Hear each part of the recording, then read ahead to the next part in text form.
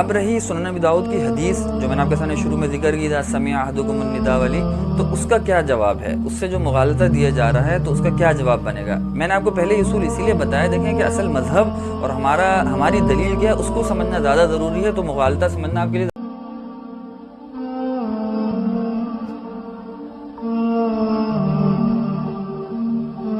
السلام علیکم ورحمۃ اللہ وبرکاتہ۔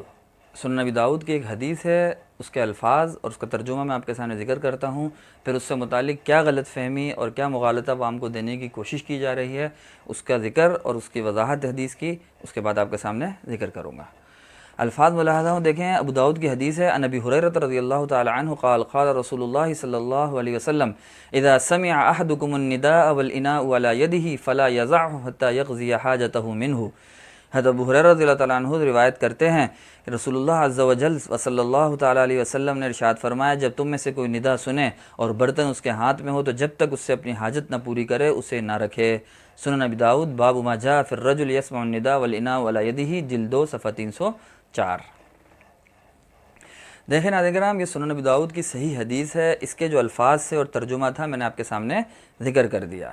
اس حدیث کے ذریعے عوام الناس کو یہ مغالطہ دینے کی سوشل میڈیا پہ اور دیگر پلیٹ فارمز پہ کوشش کی جا رہی ہے کہ سحری کے بعد جو صبح صادق کے وقت فجر کی اذان دی جاتی ہے اس کے درمیان بھی اگر آپ کچھ کھائیں یا پئیں تو اس کی گنجائش موجود ہے، اور اس حدیث سے یہ بات ثابت ہوتی ہے، اور جو علماء کرام آپ کو منع کرتے ہیں اس بات سے وہ درست نہیں ہے، اور اس حدیث سے یہ مغالطہ عوام کے دلوں میں ذہنوں میں ڈالنے کی کوشش کی جا رہی ہے۔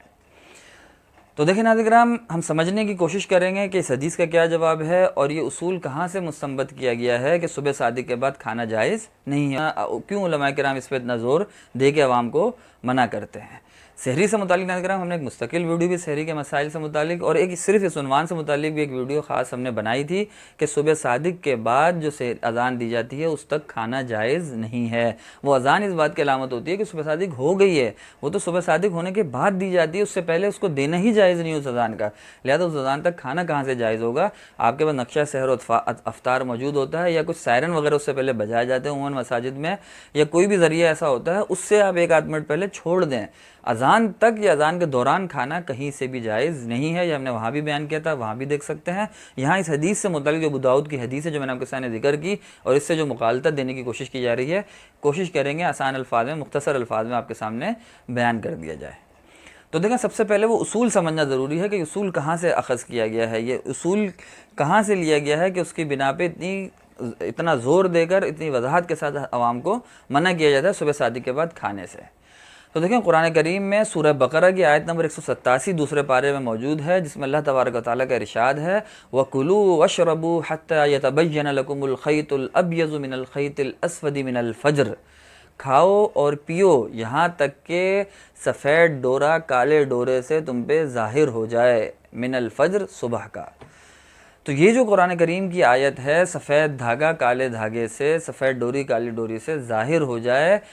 اس آیت سے فقہاء کرام نے، مفسرین نے، محدثین نے یہ بات ثابت کی ہے کہ اس سے ثابت ہوتا ہے کہ صبح صادق کے بعد کچھ بھی کھانا پینا جائز نہیں ہے۔ کیسے ثابت ہوتا ہے؟ پہلے تو میں ایک آپ کو صحیح بخاری کی حدیث ہے اس آیت سے متعلق وہ ذکر کرتا ہوں، آپ ملاحظہ کر لیں۔ عن عدی بن حاتم رضی اللہ تعالی عنہ قال قلت یا رسول اللہ ما الخيط الابيض من الخيط الاسود اهما الخيطان قال انك لعريض القفا ان ابصرت الخيطين ثم قال لا بل هو سواد الليل وبياض النهار۔ حضرت عدی بن حاتم رضی اللہ تعالیٰ عنہ نے اسی آیت سے متعلق آپ علیہ السلام سے دریافت کیا کہ یہ 2 دھاگے کالا دھاگے سے سفید دھاگا ظاہر ہو جائے، یہ کیا 2 دھاگے ہی ہیں حقیقت میں جو ہمیں رکھ کے سونے ہیں کہ وہ نکلیں سفید دھاگا کالا دھاگا الگ ہو جائے، یہ کیا صورتحال ہے؟ جب آپ علیہ السلام سے دریافت کیا، آپ علیہ السلام نے فرمایا ایسا نہیں ہے، یہ حقیقت پہ معمول نہیں کہ دھاگے رکھنے ہیں۔ آپ علیہ السلام نے فرمایا ایسا نہیں ہے بلکہ لا بل ہوا سواد اللیل و بیاض النہار، رات کی تاریکی کالے دھاگے سے مراد ہے اور بیاض النہار سے صبح کا اجالا مراد ہے، بیاض النہار مراد ہے۔ تو آپ علیہ السلام نے اس آیت کی وضاحت خود بھی کر دی، اور ایک حضرت سمرہ بن جندب رضی اللہ عنہ کی اور روایت بھی ہے صحیح مسلم کی، وہ بھی آپ کے سامنے ذکر کرتا ہوں، ملاحظہ فرمائیں۔ عن سمرہ بن جندب رضی اللہ تعالیٰ عنہ قال قال رسول اللہ صلی اللہ علیہ وسلم لا یغرنکم من سحورکم اذان بلال ولا بیاض الافق المستطیل هكذا حتى يستطير هكذا وحكاه حماد بيديه قال یعنی معترضا۔ حضرت سمرہ بن جندب رضی اللہ عنہ سے مروی ہے، فرمایا رسول اللہ عز و جل صلی اللہ تعالیٰ علیہ وسلم نے ارشاد فرمایا تمہیں تمہاری سحری سے دھوکے میں نہ ڈالے بلال کی اذان اور نہ افق کی اس طرح لمبی سفیدی یہاں تک کہ اس طرح پھیل جائے، اور حماد نے اس کو اپنے ہاتھوں کے ساتھ بیان کیا، فرمایا یعنی چوڑائی میں، صحیح مسلم جلد 2 صفحہ 770۔ تو دیکھیں ناظرین اس حدیث میں جو سمرہ بن جندب رضی اللہ عنہ سے مروی ہے، آپ علیہ الصلوۃ والسلام نے خود وضاحت فرما دی کہ بلال رضی اللہ عنہ کی اذان تمہیں دھوکے میں نہ ڈالے، کیونکہ وہ اذان تہجد کے وقت میں دی جاتی تھی، سحری کے لیے جگانے کے لیے دی جاتی تھی، وہ فجر کی اذان نہیں تھی۔ وہ عبداللہ بن ام مکتوم وضاحت کے ساتھ حدیثوں میں موجود ہے، بکثرت موجود ہے کہ وہ بعد میں دیا کرتے تھے، اس کے بعد آپ علیہ السلام نے منع فرمایا، اس وقت کھانا جائز نہیں ہے۔ بلال رضی اللہ عنہ ایک ندا دیا کرتے تھے کہ اذان سحری کے وقت میں تہجد کے لیے جگانے کے لیے، سحری کے لیے جگانے کے لیے، تو وہ اذان آپ علیہ السلام نے فرمایا تمہیں دھوکے میں نہ ڈالے، اس کے بعد تم کھا سکتے ہو، یہاں تک کہ جو لمبی سفیدی ہے صبح صادق سے قبل ظاہر ہوتی ہے آسمان پہ، اس وقت تک بھی کھا سکتے ہو۔ پھر آپ علیہ السلام نے چوڑائی کی طرف اشارہ کیا کہ چوڑائی میں جو سفیدی ظاہر ہوتی ہے وہ صبح صادق کی سفیدی ہے، اس کے بعد کھانا جائز، اس کے ظاہر ہونے کے بعد کھانا جائز نہیں ہے۔ روایت کے راوی حضرت حماد نے بھی ہاتھ کے اشارے سے رحمہ اللہ نے اس کی وضاحت کی کہ چوڑائی میں جو سفیدی ظاہر ہوتی ہے اس کے بعد کھانا جائز نہیں ہے۔ تو اس سے بھی اس آیت کی وضاحت ہوتی ہے کہ اس سے مراد صبح صادق کے بعد کھانے کی ممانعت ہے، الخیط الابیض سے مراد صبح صادق ہے۔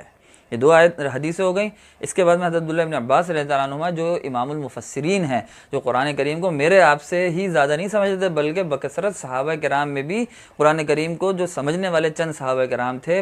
تفسیر کو قرآن کریم کی، ان میں سے ایک صحابی حضرت عبداللہ بن عباس رضی اللہ تعالیٰ عنہما کیا فرماتے ہیں، ملاحظہ فرمائیں۔ عن ابن عباس رضی اللہ تعالیٰ عنہما کلوا واشربوا حتى يتبين لكم الخيط الابيض من الخيط الاسود من الفجر يعني الليل من النهار فاحل لكم المجامع والاكل والشرب حتى يتبين لكم الصبح فاذا تبين الصبح حرم عليهما المجامعة والاكل والشرب حتى يتم الصيام الى الليل۔ حضرت ابن عباس رضی اللہ عنہما سے اس آیت مبارکہ اور کھاؤ پیو اور یہاں تک کہ تمہارے لیے ظاہر ہو جائے سفیدی کا ڈورا سیاہی کے ڈورے سے، کی تفسیر میں مروی ہے کہ سفیدی کا ڈورا سیاہی کے ڈورے سے جدا ہو جائے، اس سے مراد ہے کہ رات دن سے جدا ہو جائے، پس تمہارے لیے ہم بستری اور کھانا پینا اس وقت تک حلال ہے جب تک تمہارے لیے صبح نہ ظاہر ہو جائے، پس جب صبح ظاہر ہو جائے تو روزے داروں پر ہم بستری کھانا پینا حرام ہے یہاں تک کہ وہ روزے کو رات تک پورا کریں۔ تفسیر طبری میں محمد ابن جریر طبری رحمہ اللہ نے عبداللہ ابن عباس رضی اللہ عنہ کا یہ اثر مروی کیا ہے، جلد 3 طبری صفحہ 511۔ تو دیکھیں ناظرین کرام، یہ آیت اس بات کی دلیل ہے کہ صبح صادق کے بعد کچھ بھی کھانا پینا جائز نہیں ہے۔ اسے جمیع امت، صحابہ کرام، متابعین، علماء کرام، فقہائے مجتہدین، امام مالک، امام ابو حنیفہ، امام شافعی، امام احمد، سب نے اس بات کو لیا ہے، سب کا باجماع امت مذہب ہے کہ فجر کے اذان سے پہلے ہی، صبح صادق داخل ہوتے ہی، صبح صادق وہ معیار ہے، وہ حد ہے، اس سے پہلے کھانا جائز ہے، صبح صادق کا وقت ہوتے ہی کھانے پینے کی گنجائش موجود نہیں ہے۔ اب رہی سنن ابی داؤد کی حدیث جو میں نے آپ کے سامنے شروع میں ذکر کی تھا، سمع احدکم النداء والی، تو اس کا کیا جواب ہے، اس سے جو مغالطہ دیا جا رہا ہے تو اس کا کیا جواب بنے گا۔ میں نے آپ کو پہلے یہ اصول اسی لیے بتایا، دیکھیں کہ اصل مذہب اور ہماری دلیل کیا ہے اس کو سمجھنا زیادہ ضروری ہے، تو مغالطہ سمجھنا آپ کے لیے زیادہ آسان ہو جائے گا کہ جب اتنی قوی دلیل قرآن کریم کا نص فقہائے کرام اور صحابہ کرام اور آپ علیہ الصلوۃ والسلام سے جب صراحتاً منقول ہے صبح صادق سے متعلق، تو اس کے بعد اگر کسی روایت میں کوئی مبہم روایت کیا صریح روایت بھی موجود ہو تو اس کی تعویل کی جائے گی۔ تو یہاں تو مبہم روایت ہے، اس سے مغالطہ اگر کوئی آپ کو دینے کی کوشش کر رہا ہے تو اس کو قطعاً لینا جائز نہیں، اس مغالطے کو، بلکہ اس کے جواب دیے گئے ہیں، میں آپ کے سامنے وہ جواب پیش کرتا ہوں۔ دیکھیں وہ الفاظ میں نے آپ کے سامنے پہلے بھی پڑھے تھے، حدیث کے جو ابو داؤد کی حدیث کے الفاظ ہیں کہ اذا سمع احدکم النداء، جب تم میں سے کوئی ندا سنے، آواز سنے، ندا سنے، بلانے کی آواز، تو ندا میں یہ بھی احتمال ہے کہ اس سے اذان مراد ہو، اور یہ بھی احتمال ہے کہ وہ کوئی اور ندا ہو۔ اس میں اذان فجر کا تو صراحت موجود نہیں ہے کہ صبح صادق کے بعد جو فجر کی اذان دی جاتی ہے وہی مراد ہو۔ تو دیکھیں اس حدیث کا پہلا جواب یہی ہے کہ اس سے مراد اذان فجر ہے ہی نہیں وہ صبح صادق والی، اس سے تو عام اذان مراد ہے، کوئی بھی اذان مراد ہو سکتی ہے، اور ایک عام شرعی حکم ہے، اس پہ صحابہ کرام نے عمل بھی کیا ہے کہ کوئی بھی اذان وغیرہ ہو اور کھانا اگر ان کے سامنے حاضر ہو تو وہ پہلے کھانا کھایا کرتے تھے، اس پانی کا، اس کھانے کا ادب ہے، ایک حق ہے، وہ کر لیں، اس کے بعد نماز میں آپ شریک ہو جائیں۔ عبداللہ بن عمر رضی اللہ عنہ کا عمل بھی میں آپ کے سامنے آگے پیش کرتا ہوں۔ تو میں آپ کے ذکر کرنے کا مقصد یہ ہے کہ پہلا جواب یہ ہے کہ اس حدیث سے مراد مغرب کی اذان ہے بالفرض، یا کوئی اور اذان ہے، بالفرض مغرب کی اذان ہے، جیسے کہ صحیح ابن حبان کی روایت میں آپ کے سامنے ذکر کرتا ہوں، اس سے بھی یہ ثابت ہوتا ہے کہ مغرب مغرب کی اذان ہو جائے اور آپ کے سامنے افطاری ہو اور کوئی گلاس وغیرہ پانی کا ہو تو یہ مراد ہے کہ وہ آپ پی لیں، اس کے بعد نماز میں اگر اقامت یا نماز اذان ہو رہی ہے اس کے بعد نماز میں شریک ہو جائیں۔ ابن حبان کا اثر ملاحظہ ہو، حدیث ملاحظہ ہو، ان انس رضی اللہ تعالیٰ عنہ قال قال رسول اللہ صلی اللہ علیہ وسلم اذا اقیمت الصلاۃ واحدکم صائم فلیبدأ بالعشاء قبل صلاۃ المغرب ولا تعجلوا عن عشائکم۔ حضرت انس بن مالک رضی اللہ عنہ سے مروی ہے، فرمایا رسول اللہ عز و جل صلی اللہ تعالیٰ علیہ وآلہ وسلم نے فرمایا جب نماز قائم کی جائے اور تم میں سے کسی کا روزہ ہو تو اسے چاہیے مغرب کی نماز سے پہلے کھانا کھا لے اور اپنے رات کے کھانے سے جلدی نہ کرو۔ دیکھنا کہ ہم صراحتاً اس میں موجود ہے کہ مغرب کی اذان ہو جائے اور کوئی کھانا وغیرہ تمہارے سامنے ظاہر ہو تو پہلے اس کو موجود ہو تو اس کو پہلے کھا لو، اس کے بعد آپ مغرب کی نماز میں شریک ہو جائیں۔ تو یہ بھی احتمال ابو داؤد کی حدیث میں بھی ہے کہ اس سے مغرب کی اذان مراد ہو کہ اس وقت اگر کھانا موجود ہے، پانی موجود ہے تو وہ پی لیں، اس کے بعد نماز میں شریک ہو جائیں۔ جیسے کہ عبداللہ ابن عمر رضی اللہ تعالیٰ عنہ سے تو صراحتاً آگے میں ابن حبان کی اثر نقل کرتا ہوں آپ کے سامنے، ان کا عمل منقول ہے کہ وہ کیا کرتے تھے مغرب کے وقت میں، ملاحظہ ہو كان ابن عمر رضی اللہ تعالی عنہما اذا غربت الشمس وتبين له الليل فكان احيانا يقدم عشاءه وهو صائم والمؤذن يؤذن ثم يقيم وهو يسمع فلا يترك عشاءه ولا يعجل حتى يقضي عشاءه ثم يخرج فيصلي ويقول قال رسول الله صلی اللہ علیہ وسلم لا تعجلوا عن عشائكم اذا قدم اليكم۔ جب سورج غروب ہوتا اور رات حضرت عبداللہ ابن عمر رضی اللہ تعالیٰ عنہما کے لیے واضح ہو جاتی تو بعض اوقات آپ کے سامنے رات کا کھانا لایا جاتا اور آپ روزے سے ہوتے اور مؤذن اذان کہتا پھر اقامت کہتا اور آپ سن رہے ہوتے تھے تو اپنا رات کا کھانا ترک نہ فرماتے اور جلدی نہ کرتے جب تک رات کا کھانا مکمل نہ کر لیتے، پھر باہر تشریف لے جا کر نماز ادا فرماتے اور فرماتے رسول اللہ عز و جل و صلی اللہ علیہ وآلہ وسلم نے فرمایا جب تمہارے سامنے رات کا کھانا لایا جائے تو اسے جلدی نہ کرو، تو اس سے جلدی نہ کرو۔ صحیح ابن حبان جلد 5 صفحہ 420۔ تو دیکھیں یہ پہلا جواب ہو گیا ناظرین کرام کہ اس سے مغرب کی اذان اور اقامت مراد ہے، کیونکہ ندا کے اندر کوئی وضاحت بھی موجود نہیں ہے کہ کون سی اذان ہے، تو اس سے ہم مغرب کی اذان اور اقامت بھی مراد لے سکتے ہیں کہ افطاری کے وقت آپ افطاری کر لیں اور اس نماز کی وجہ سے اس کو ترک جلدی نہ کریں، نماز اس کے بعد آپ پڑھ لیں۔ ایک جواب یہ ہو گیا۔ دوسرا جواب یہ وہ ہے جو کہ اس سے مراد حضرت اذان بلال مراد ہے۔ حضرت بلال اذان جو میں نے پہلے بھی اس کا ذکر کیا کہ وہ تہجد کے وقت میں اذان ایک ندا دیا کرتے تھے، وہ مراد ہے کہ وہ دھوکے میں نہ ڈالے، اس کے بعد بھی صبح صادق تک آپ علیہ السلام نے خود صراحت کر دکھا سکتے ہیں۔ اور ابو داؤد کی حدیث میں بھی وہ ندا مراد ہے کہ اس وقت اگر آپ کے ہاتھ میں کوئی کھانا پینا آپ کے سامنے موجود ہے تو آپ اس کو صبح صادق تک کھا پی سکتے ہیں، جیسا کہ سنن الکبریٰ للبیہقی میں بھی ہے کہ وقول النبی صلی اللہ علیہ وسلم اذا سمع احدکم النداء والاناء ولا يدی خبرا عن النداء الاول یکون موافقا لما اخبرنا ابو عبداللہ الحافظ الى آخرہ۔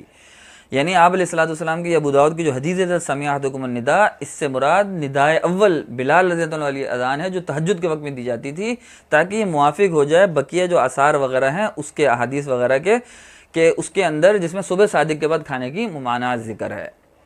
تو لہذا دوسرا جواب یہ ہو گیا کہ اس سے مراد وہ تہجد وغیرہ کے اذانیں جو اس دور میں دی جاتی تھی، آج بھی اگر دی جاتی ہو یا اس وقت کوئی ندا دی جاتی ہو تو اس سے آپ نے جو ہے نا روزے کو بند نہیں کرنا ہے سحری کو، اس کے بعد بھی صبح صادق تک آپ کھا سکتے ہیں۔ یہ دو جواب ہو گئے۔ تیسرا جواب اس حدیث کا ناظرین کرام یہ دیا گیا ہے کہ اس سے مراد اگر اذان فجر ہم بالفرض لے بھی لیں،